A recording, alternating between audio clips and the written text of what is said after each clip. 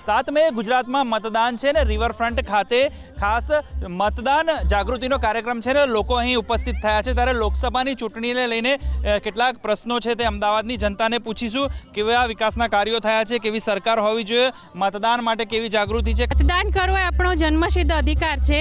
મતદાન તો કરવું જ જોઈએ, કેમ કે આપણે નાગરિક છીએ આ દેશના, તો આપણે મત કરીએ તો આપણે આપણી સરકાર જાતે ચૂની શકીએ છીએ।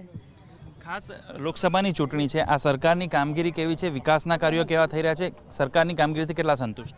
હા, સંતુષ્ટ છીએ અમે। સરકારની કામગીરી સારી ચાલે છે। અત્યારે જે ઇન્ફ્રાસ્ટ્રક્ચરના ડેવલપમેન્ટ એ બધી રીતે ઘણું બધું સારું છે, સારી વસ્તુ છે। ખાસ જે રીતે કેન્દ્રની યોજના હોય, વિકાસના કાર્યો હોય કે રામ મંદિર કહીએ કે ઇન્ફ્રાસ્ટ્રક્ચરને રીતે કેવો વિકાસ થઈ રહ્યો છે, શું કહેશો?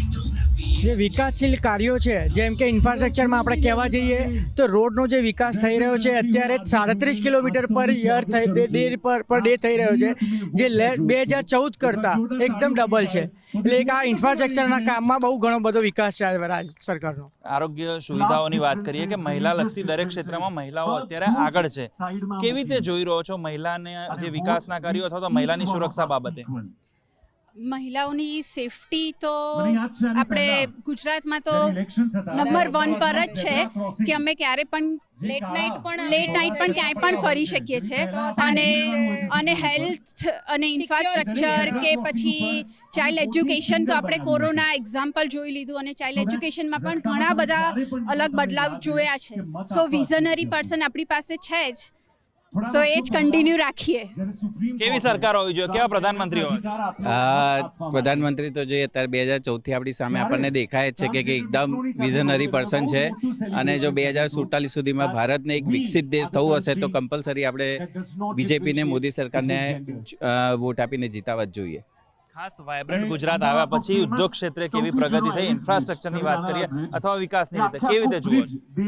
તમે જોઈ શકો ગુજરાતમાં વાયબ્રન્ટ ગુજરાત થયું એ આખું મોડલ પછી આપણે દિલ્હી સુધી લઈ ગયા। એવો વિકાસ અહીંયા થયો છે ગુજરાતમાં મોદીના આવ્યા પછી કે જેનાથી આખો ગુજરાતનો આખો નકશો બદલાઈ ગયો।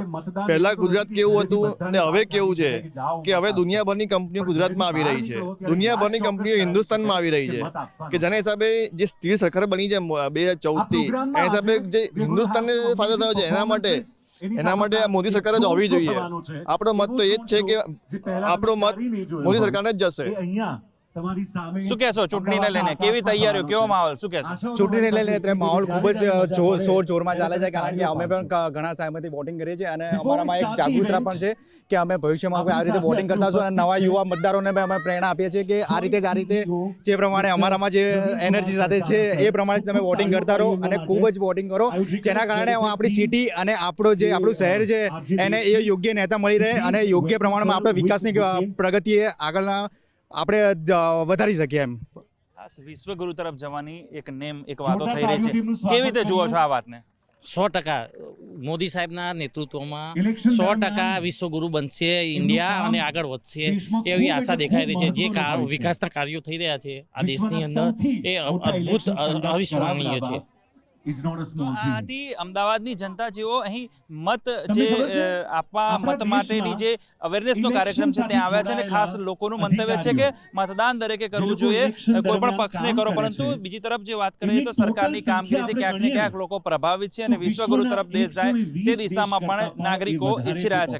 કેમેરામેન યજ્ઞ મોહન સાથે સચિન કડિયા, ગુજરાત ફાસ્ટ, અમદાવાદ।